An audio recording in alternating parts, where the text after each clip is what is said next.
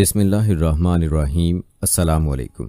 प्यारे दोस्तों, आज की इस ख़ास वीडियो में हम आपको बताएंगे कि बनी इसराइल कौन है, किस नबी की औलाद हैं, बनी इसराइल के अकायद क्या हैं और फ़लस्तीन को लेकर बनी इसराइल मुसलमानों के साथ क्यों झगड़ते हैं। इसके अलावा बनी इसराइल के मशहूर अनबिया कौन कौन हैं और उनके सहाइफ और किताबें कौन सी हैं, ये भी आपको बताएंगे। वीडियो बहुत ही अहम होने वाली है, लिहाजा वीडियो को आपने स्किप नहीं करना और आखिर तक लाजमी देखना है। प्यारे दोस्तों, याद रहे कि बनी इसराइल हज़रत याकूब अलैहिस्सलाम की औलाद हैं और चूंकि हज़रत याकूब अलैहिस्सलाम का एक नाम या लक़ब इसराइल भी था, इसी निस्बत से ये बनी इसराइल कहलाते हैं। दोस्तों, चूंकि बनी इसराइल हज़रत याकूब अलैहिस्सलाम की औलाद हैं, इसलिए याकूब अलैहिस्सलाम की और उनकी औलाद की दास्तान का बयान करना ज़रूरी है। दरअसल यही दास्तान बनी इसराइल की भी दास्तान है, तो चलिए ये दास्तान मुलाहिज़ा फरमाएं। याद रहे कि हज़रत इसहाक बिन इब्राहीम अलैहिस्सलाम के दो बेटे थे, महीस और याकूब।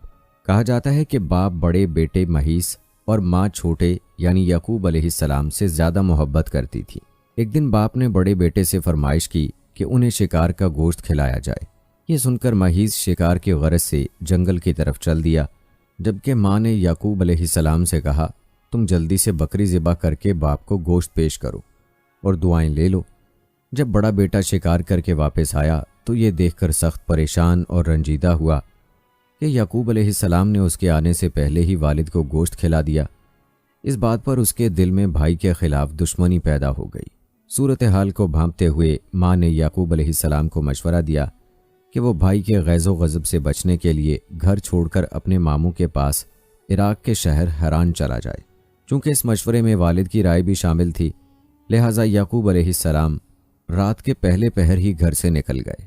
वो रात और अगला दिन सफ़र में गुजारने के बाद अगली रात एक आबादी के करीब खुली जगह में पत्थर को तकिया बनाकर सो गए। आंख लगी तो ख्वाब देखा कि ज़मीन से आसमान तक एक सीढ़ी लगी हुई है, जिसके ज़रिए फ़रिश्ते ऊपर नीचे आ जा रहे हैं। इसी असना में अल्लाह ने आपसे मुखातिब होकर कहा, मैं तुझको अनकरीब बरकत दूंगा और तेरी औलाद को कसीर कर दूंगा। ये ज़मीन तेरे लिए कर दूंगा और तेरे बाद तेरी औलाद के लिए।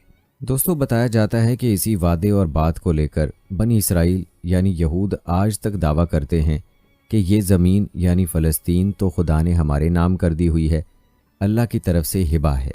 लिहाजा कोई दूसरी कौम और फ़लस्तीनी मुसलमान किस तरह से इस पर अपना हक जता सकती है। रिवायात में आता है कि हज़रत याकूब अलैहिस्सलाम जब ख्वाब से बेदार हुए तो बहुत खुश थे, अल्लाह का शुक्र अदा किया और मन्नत मानी कि जब भी मैं सलामती के साथ अपने वालिद के पास वापस पहुंचा तो इस जगह जहां सपना देखा था अल्लाह की इबादत के लिए एक घर तामीर करूंगा और अपने माल का 10वां हिस्सा अल्लाह की राह में खैरात कर दूंगा। चुनाचे उस जगह को छोड़ने से पहले आपने उस पत्थर जिसे तकिया बनाकर सोए थे तेल मल दिया ताकि वापस आकर पहचानने में आसानी हो। अलबत्ता हज़रत याकूब अलैहिस्सलाम अपने मामू लाबान के पास हरान शहर पहुँचे। मामू भांजे को देखकर बहुत खुश हुआ, सीने से लगाया और खूब खातिर तवाज़ो की।